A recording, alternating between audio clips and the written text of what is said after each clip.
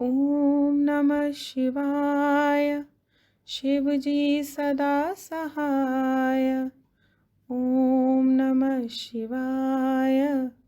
गुरु जी सदा सहाय। जय गुरु जी। शिव पुराण Mahatm, Chapter 2, The Liberation of Devraj.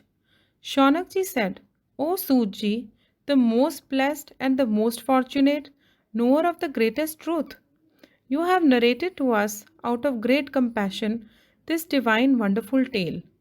This wonderful narrative that destroys hosts of sins, purifies the mind, and propitiates Lord Shiva has been heard by us.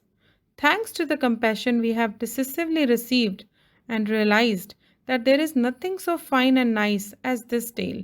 Who are those among sinners in Kalyug who get sanctified by this story? Please enlighten us. Make the whole world gratified. Suji said, men who habitually commit sins, wicked persons indulging in vicious activities, and persons of lecherous disposition become pure hereby. This is great way by reading Shiv Puran. It yields worldly enjoyment as well as salvation. It dispels all sins and delights Shiva.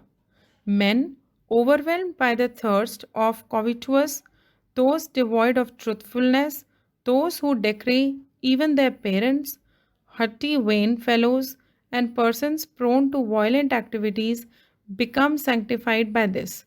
Those who never practice the duties and those of malicious temperament become sanctified by reading to Shiv Puran even in Kali Yuga. Those who habitually practice deception and those who are ruthless and of cruel disposition are sanctified by this even in Kali Yuga. Those who misappropriate the wealth of Brahmins and thereby nourish themselves, and those who indulge in heinous crimes of adultery become sanctified by this reading of Shiv Puran even in Kali Yuga. Those who always indulge in sinful actions and those who are roguish persons of wicked mind become sanctified by this even in Kali Yuga. Men of unclean habits and wicked minds, men who knows no peace, and men who swallow temple and trust properties become sanctified by this reading of Shiv Puran even in the Kali Yuga. The merit accruing from this Puran destroys great sins, yields worldly enjoyments and salvation, and delights Lord Shiva. In this context, an ancient anecdote is cited as an example, the mere hearing of which removes all sins utterly. In the city of Kirats, there lived a Brahmin, extremely poor and deficient in Brahmanical knowledge. He used to sell various kinds of beverages and was averse to the worship of gods or to virtuous activities. He never practiced the daily sadhana prayers or ablutions. His practice resembled a Vaishya mode of living.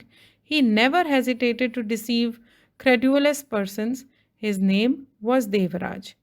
Either by killing or by using various deceitful means, he used to rob Brahmins, Kshatriyas, Vaishyas, Shudras, and others. Thus, by foul means, much wealth was later accumulated by him. But the sinner that he was, not even the slightest part of his wealth was utilized in virtuous acts. Once that Brahmin went to a lake to take his bath. There he saw a herald called Shobhavati and was much agitated at her sight. The beautiful woman was extremely delighted on coming to know that a rich Brahmin had become her willing slave. The Brahmin's heart was filled with love due to her pleasant talk. He decided to make her his wife, and she consented to have him as her husband. Thus, in a mutual love, they sported for a long time. Sitting, lying, eating, drinking, and playing together, they were not at all different from any other wedded couple. Dissuaded again and again by his mother, father, first wife, and others, though he was, he never paid heed to the words, but continued his sinful activities.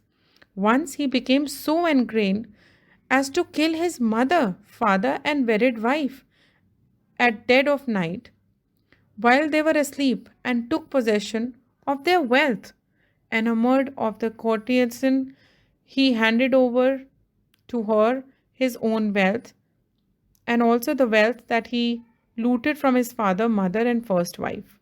In the company of this herald, he used to eat all sorts of forbidden food, became an addict to wine and liquor, and also partook of his food from the same plate as his concubine.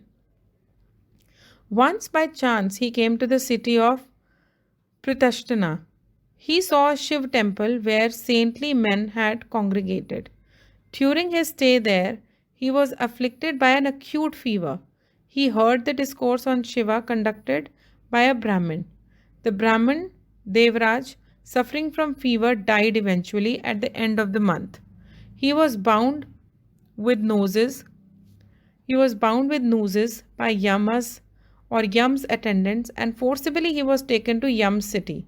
In the meanwhile, Shiva's attendant, dressed in white, smeared with ashes all over the body, wearing garlands of Rudraksha, and wielding tridents in their hands, started furiously from Shivalok and reached Yam's city. They threatened the attendants of Yam, the god of death, and thrashed them. Releasing Devraj from their clutches, they seated him in a wonderful aerial chariot.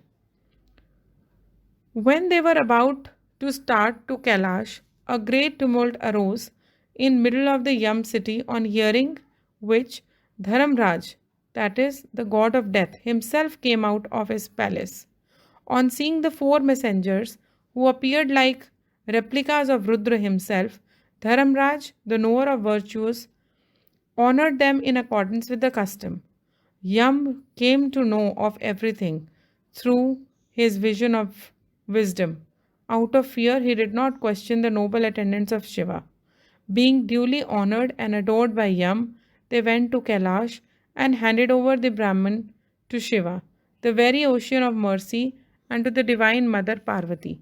Blessed indeed is the story of Shiv Puran, the holiest of holy stories, a mere hearing of which qualifies even the greatest sinner for salvation.